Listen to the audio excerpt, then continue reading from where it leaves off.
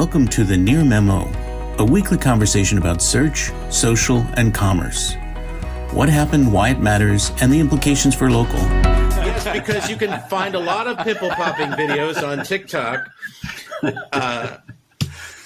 I'll tell you. Just as I've said to certain people in the past, I had never used TikTok until I needed to interview Matt Cleary, who is one of their e-commerce people,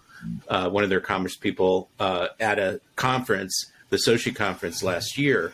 And so I created an account and I started watching videos on TikTok. And now I'm just totally hooked on it. I mean, it's like the undercover cop who does the drugs to not be found out, and now I can't quit the habit. I think TikTok is the most interesting thing that's happening on the internet right now. Just period. I mean, AI is very interesting for different reasons, but just from a content standpoint, I am just so fascinated by TikTok and the variety of stuff going on there. But anyway, so TikTok is, of course, being threatened with banning by the U.S. government if it doesn't sell. So the Biden administration has basically taken the position that Trump advocated, which is you got to sell the app. But the Chinese parent, ByteDance, needs to sell the app or it will be barred from the United States. And India has banned it. And I don't know if there are other countries that banned it. Yeah, India banned it. Did not know that India banned it. Wow. Yeah. India banned it because of their historically tense relationship with China, national security risks, or whatever the justification was. And what that did is it created a vacuum that other social media companies filled. Now, companies like Facebook and, to a lesser degree, Pinterest and Google with YouTube sort of would be licking their chops if TikTok were gone, because all of that behavior, all the creators, all of that stuff would have to go somewhere else, probably YouTube Shorts and maybe Reels. But anyway, so that's not what I'm here to talk about. So TikTok rolled out search ads, or at least expanded the test that they were doing. There was no formal announcement, but they've been quietly testing search ads, and now I guess they're pitching it to more agencies. And it's a good play for them, even though I think most people don't think of TikTok as a search engine. We've had that discussion before. What's interesting to me about it is if assuming that they stay in the U.S., they will need to promote TikTok as a search engine to get more people involved and invested in search advertising. There was a commercial in the UK, which we linked to at one point, about, maybe it was an IKEA commercial, it was a Tesco commercial, some retailer that was showing a father and daughter, basically furnishing a college dorm room or equivalent using TikTok, and they were searching, and the copy of the ad, the sort of overlay on the TV commercial talked about TikTok as a search engine. They'll have to do much more of that to get people to use it as a search engine, even though some people already do organically.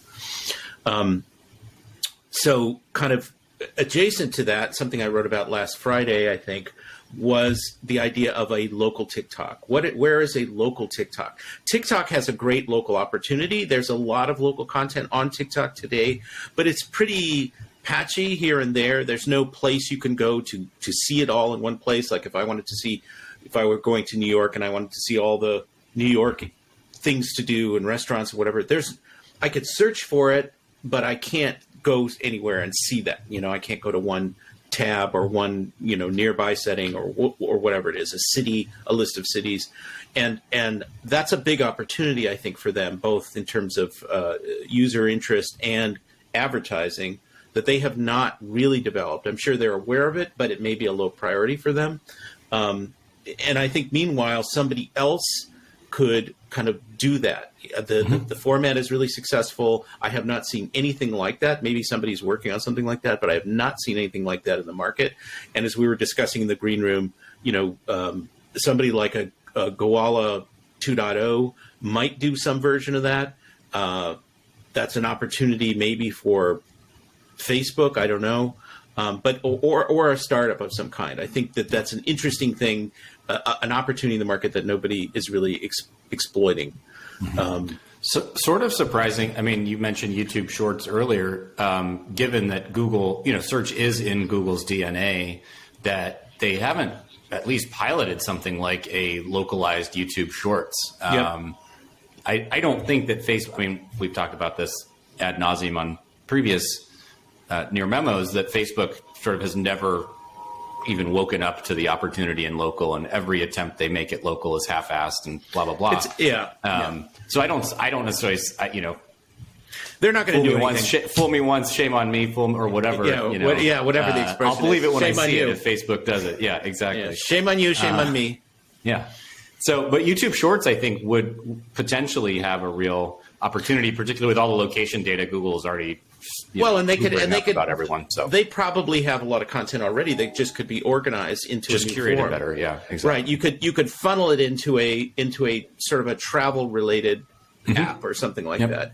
But Google notoriously, now they've gutted Area 120 or whatever, the Project 120 or whatever it was called. The likelihood that they're going to, the likelihood that any of these companies are going to experiment in ways that don't immediately represent huge revenue opportunities has gone way down. Right? They're all cutting costs. They're all getting rid of things that they consider frivolous.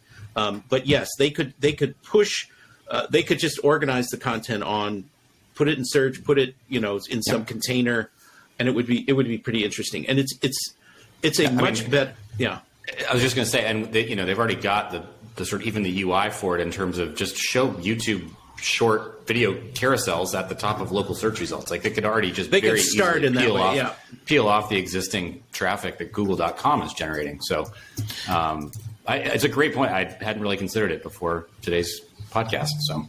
Well, it's just a kind of a mysterious thing to me because I mean it illustrates the degree to which the entirety of the internet, even though more people are discovering TikTok, more older people are starting to use TikTok, and engagement on TikTok is much higher and longer than other social media sites.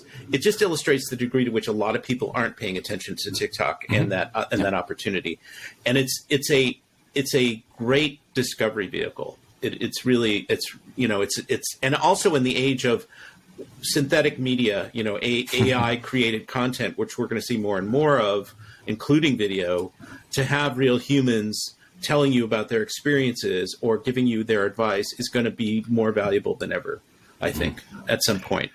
Yeah, I just looked at Google's what to do sort of interface. Oh, shit. What happened there? I just closed the window and thought I closed the wrong one. But I looked at their what to do interface, which would service this video very well. And it's almost exclusively based on local entities with still images. I mean, they have a place, this what to do interface where you say, what is there to do in New York City? You get a very nice, elegant search interface, and it takes you to a very nice, elegant, interior interface. And it would serve, like David said, it would serve video very well. And there's virtually no video in it at this point. Well, and they want to populate more of their still photography slots with video, obviously. Yes. And they are only experimenting with that very lightly in maps, where if you have a video, they'll escalate it to the second image position in Google Maps app. You can see videos starting. I mean, it's even an opportunity in a certain way for Yelp, right? To have sort of first-person business owner discussions. Although do you really want a Yelp Elite member curating your list of things to do? I'm thinking no. I'm really thinking about businesses. I'm thinking about businesses here, sort of businesses telling you, here's my work, here's examples of my work, here's my staff, here's who I am. That one of the really difficult things that I find on the internet is that you get, even with reviews, which I'm discounting more and more these days, you do your search, you get your 3 businesses, and you have to do a lot more diligence before you can kind of choose somebody, because the information you get online, even though it's voluminous, is really kind of still not enough to make a choice in certain kinds of cases. I mean, we've been talking about lawyers extensively sort of behind the scenes. And consumers there still rely very heavily on reviews and trust in reviews, because showed virtually no skepticism about them, even though they were in violation. They were done in violation of Google's guidelines. You're talking about review schema. in particular. Yes, particularly, which we're... Well, but see, the consumer has no idea what Google's guidelines are. They're just Right, so responding to the star ratings. Which is to Greg's point, though, about, like the consumers craving an authentic other consumer experience, I think is very People real. want more information. Yeah. People want more information than what they're getting right now from traditional internet. Thanks for joining David, Mike, and Greg. To stay on top of the latest developments in local, subscribe to our newsletter at nearmedia.co. We'll see you next week.